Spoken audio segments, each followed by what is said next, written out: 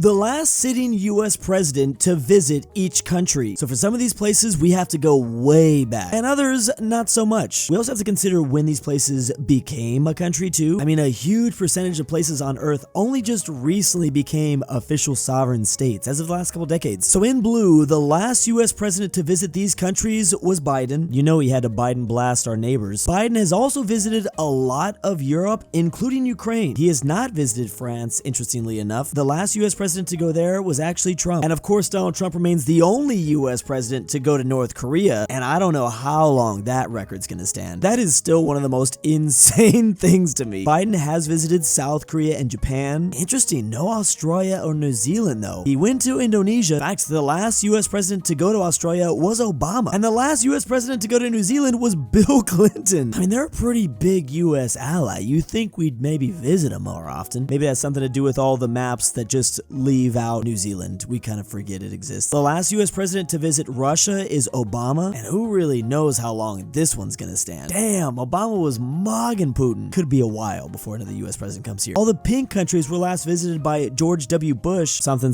steel beam. Bush also visited a lot of the Balkans, and his dad, George H.W. Bush, also has a couple countries on this map. George H.W. Bush visited Venezuela. I can see why he's the last one to go here. Venezuela and the US have some tension. George H.W. Bush also visited Somalia and Malta for some reason. Man, Obama went to a lot of Latin America and a lot of Africa. Keep in mind, Obama is the last president to serve 2 terms though, so he had a lot of time to go to a lot of different places. He also went to Turkey, Greece, Portugal, all of Scandinavia. Reagan was the last person to visit Iceland. Kind of shocked by that. That means that the last time US president has been here is like 1980 something. Back to Bill Clinton briefly. He did go to Syria and Belarus. Obviously, the further back we go, the more interesting some of these US presidents have visited. Those are places you wouldn't imagine. Wow, and Jimmy Carter from the 70s, last president to visit Iran. Another one of those that will stand for a long time probably. Last US president to go to Taiwan is Eisenhower. Eisenhower from the 1950s? Finally, there's a couple Caribbean islands in here that I can't see. Oh, the last person to go to the Bahamas is John F. Kennedy. The top 10 countries with the most immigrants. You know what's funny? I looked this up 6 months ago because I wasn't sure. It is the most obvious thing though. It's the US by far with 50 million. Why did I not realize that? Like, it's not even close, but for some reason it doesn't feel like it. First, I don't know. So the most immigrants as of right now comes from the US, but here are the top 10. Starting off, Spain with 6.8 million. Visiting Spain myself for so long, I thought they'd actually be higher up than just 10. Then we have Australia with 7.7 million, which is insanely high considering Australia only has 25 million people total. That means almost a third of the country are immigrants. Canada's 8 with 8 million. That's almost a quarter of their country. Then there's France and the UAE, very close to each other. I've heard a lot about this from the UAE. And here's France, but they are not the top country in Europe. Here's the UK with 9.4 and Russia with 11.6. Little surprised about Russia. I wonder what the top nationality is that moves there. Then there's Saudi Arabia at 13.5, Germany into 15.8, and we already discussed the USA, number 1. Germany technically has the most immigrants here in all of Europe. I think they've got a geographical advantage if you think about it though. They can pull from like literally all sides. And here's a perfect map that goes right along with that. Countries with a declining population. Some places try to offset their declining population by bringing in more immigrants. But interestingly, sometimes even that doesn't help, at least with the case for Spain and Germany. Germany's so high and their population is still declining. I mean, it's been really stagnant, almost just a straight line. Turkey's passing them up. So of course, the big 3 that all the news articles are talking about, China, South Korea, and Japan. Big one, of course, being China. No one expected this. Well, we expected it eventually to happen, but not this quickly. Like in the case of India, we think they'll eventually begin to decline, but not until 2050. Of course, Russia's population is declining, and there's a lot of factors that go into that one. Partially have to do with Ukraine, but Russia's had this issue before the Ukrainian invasion. Eastern Europe as a whole and the Balkans, they're all declining. Italy apparently is the big one leading this out of this continent. Italy's kind of slightly ahead of all the other places, so they're kind of like the fortune teller. What happens here first will begin to happen in all the other places, at least when it comes to this subject. Technically, without immigration, the US population hasn't yet began to decline, but it's supposed to happen very soon. So expect to see a lot more blue places on this list in the coming years. This map is currently going viral on Twitter. I talk about this all the time in my videos. The very drastic difference still between West Germany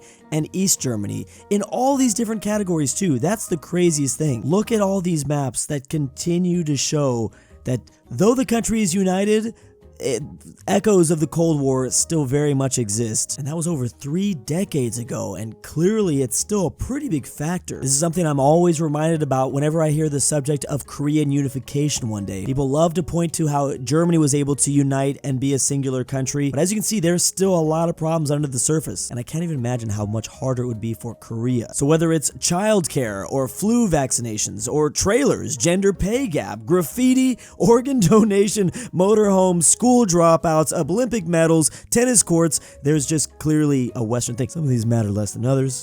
Tennis. But I guess it's a sign of the maybe cultural divide. Unemployment rate though, that's a big one. Millionaires is also crazy. I'm assuming we can probably expect to see the consequences of the Cold War and the division of this nation to eventually disappear in the coming decades, but I feel like there might always exist at least a little bit of a divide between these two sides. Countries committed to nuclear power. These are all the places with the most nuclear power plants under construction. Starting off with the UAE, they have 1, and they actually just built that in 2023. Then we have the UK with 2. These are planned to be finished in 2027 and 2028, at least as of now. Some of these might get pushed back. We've got Egypt with 3 under construction, 1 finished in 2027. This one I believe is 2029. Russia also has 3 under construction. Those are going to get built a lot sooner. Expect to see those online in like 2025. There's South Korea also with 3. Turkey, who's 3rd on the list, man, they've got like 1 slated every year to come up. In 2nd place, India, they've got 2 every year. And finally, China is leading the list with 24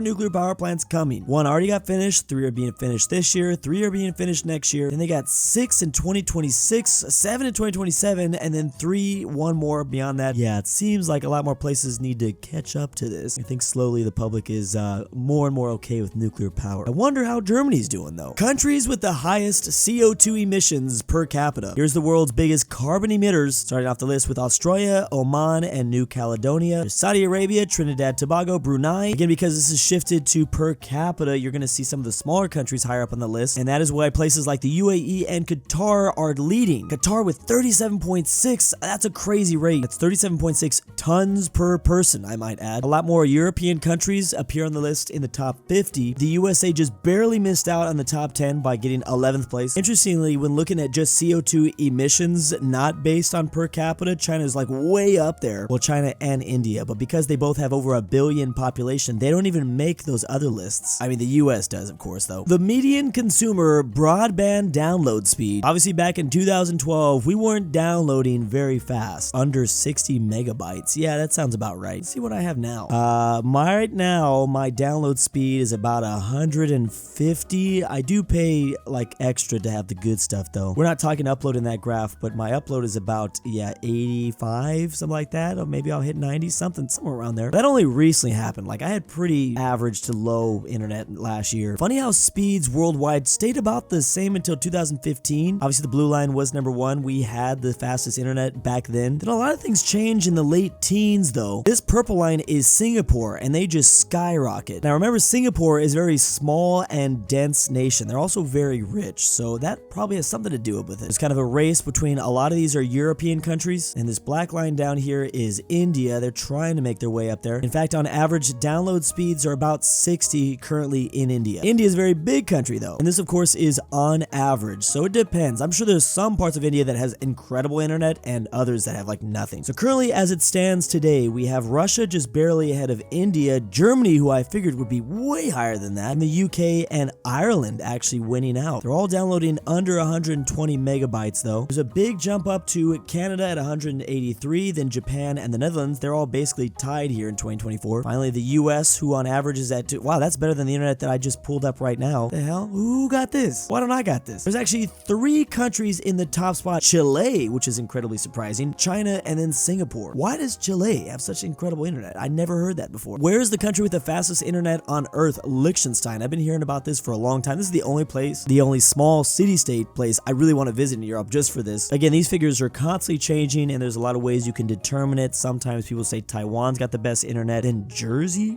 What? Also note that Singaporean government is working on a national 10 gigabyte infrastructure. That's crazy. I want that. Disney has slipped back in the streaming wars. So obviously Disney Plus started in 2020, and that Netflix stock really started to drop as soon as Disney Plus like immediately skyrocketed to, what is it, 150 subscribers? 150 million million subscribers that is. But there's been a pretty interesting dip and stagnation as of 2024 though. Netflix has also somewhat experienced the same thing, but I think they've been expanding into a lot of other countries, mainly India, I know. I mean, at this point, these markets aren't even really fighting for the US anymore, I heard. It's mostly a worldwide battle. And I've actually known this for a while. Netflix does a way better job internationally than you would expect. And they've got a lot of features just like dubbing in all sorts of different languages. And then of course you have different programming in different countries. If you use a VPN, you'll know that. I mean, geez, this map doesn't show a single country using Disney Plus that much. Oh, sorry, it's just India. So they just invested in India and then like nowhere else. Yeah, I mean, if I had to guess, Disney's gonna take a couple years before they can really improve the international part of their software, and Netflix might just continue to go up after that. This might not even be a race anymore. It might just be a bloodbath. I needed this one. The world according to fish. It's about time. Who cares about the human map? I want to see how these fools see the world. And funny enough, if you think about it, life came from the ocean first. This is how we should be projecting the map. I wish this mofo never left the water. So you can kind of make out Europe over here. The Mediterranean and Black Seas are kind of mini little kiddie pools. Oh, there's no way to reach this territory from the Caspian Sea, huh? I love how rivers are included because that's huge. So obviously here in Brazil and the Amazon, there's a pretty big river there you can take. You can have a fun time in the Caribbean with the Gulf of Mexico. It gets pretty cold up here in the Arctic North Pole area. If I'm a fish, I don't really want to be there. I guess it depends on what type of a fish though. This map is tripping me out. So you go around Africa and it kind of just puts India over this way. I don't really know how this works. It's like making my brain have, oh wow, the Arabian Peninsula is here. I was wondering where that was. And then this is this Singapore? And where's Japan? Where is, oh, that is Australia. I can make out Tasmania. Here's Indonesia. Ah, here we go. Okay, this is Indochina. Here's China. Here's Korea. Here's Japan. This is so freaky to me. This doesn't feel right. It is right though. Wait, where's the Bering Strait? Alaska? Things like that. Because here is Argentina and Chile. Funny enough, it looks like the fish home base is Antarctica, like the center of the map. That's their territory they love the most. Maybe that's where they travel to for vacations. I don't know. No wonder all the fish stay in the Pacific Ocean. It's the furthest away from all this other crap out here. I want to be a fish. Interestingly, this map does have ways you can teleport across, just like on a flat map that we use as humans. The world is not flat. We live on a globe. So on this particular map projection, yes, you can move through the Bering Strait between Russia and Alaska, and that would pop you all the way, obviously, over here, moving into the North Pole and above, like North Canada. Same thing here. This is the Panama Canal. It looks like it's really far away, but it's actually not if you move through the Panama Canal. This green line represents the Suez Canal, because here's the Red Sea. Obviously, this is the Mediterranean, and this is actually a really broken Australia. So there is a combination. Oh, is this Papua New Guinea or something? What is this? Believe it or not, this map projection does actually have a name, an Elastic 2 projection. Elastic 2 projection. I don't know why, but thank you. Now, there are other fish projection maps, but I think this one might be my favorite. It feels a little bit easier to construct, although is my human brain supposed to be able to comprehend this? I don't have skills. Imagine all the maps I review for my channel are just like from fish projection. I'm trying to raise up my fish demographic. The decade every US county peaked in population. Now, obviously in the dark blue, all these counties are currently peaking now. This is how a majority of the US should look, since US population has only increased over time. However, there's a huge chunk in the core of the US that are not peaking and in fact are declining, and sometimes they've been declining already for decades. So for example, all these counties in Kansas, there's multiple, looks like there's about 10. The last time they had top population was in 1850. So they had, you know, who knows, let's just throw out a number, 20,000 people there in 1890. Did I say 1850? I meant 1890. Now it's probably like, it's either stagnated and just kind of slipped down, or it's maybe at 10,000 people. The counties in black though, like in my home state of Alabama, these ones haven't reached peak population since 1820, or somewhere within the 1820-1870 range. That's insane. So some of these places might have had a big industry back during the 19th century, and then it just collapsed and everyone just moved. Maybe that's one explanation. Obviously, the state of West Virginia has really been struggling, and you can really see for obvious reasons here why that is. I haven't really lived in West Virginia since like the 1960s. Just seeing a lot of the places that border Canada, they are not currently seeing, you know, peak population. All this area is, and that shouldn't be surprising at all, partly because you got to keep in mind, when did these states become states? All relatively recently. So like, you know, we purchased, Louisiana purchased, we got all this land 200 years ago almost. So there's been a lot more time for people to come here and then leave. Whereas like this part of the US has always been really really underpopulated. So of course, the trends are probably going to continue to be like these counties are going to continue to be up. Maybe not, because California, a lot of people leave California. Things could change here. I think Nevada's population will probably continue to increase. I mean, this state's population with Las Vegas has really just exploded so far. Look how strong Florida is, though. There isn't a single other color but blue in this whole state. Tennessee seems to also be doing pretty well compared to some of their neighbors. Weird to see some people leaving coastline. You would think coastline would always remain and get more and more population because, you know, people want to just live by the sea. Fortunately, Louisiana's seeing some decline. There isn't a single coastal area in the entire Pacific that is seeing people leaving. Well, Alaska doesn't really count because it's cold up there, but this is an incredible map. There's so many things to analyze. And thank you to the patrons. Go to the link in the description down below to patreon.com to support me. JohnDenver, Jack Traven's annoying friend. I can't sleep without Drew's voice. Henrik Hedlund, Fredrik Tibblin, Drew, it's your dad back with the DaBeautiful-MEGAN-Underwood, Carmel Amateur Archaeology, Sebby, if you hear this, I love you, LuxembourgLover, Tambre, and ZaneyBoi.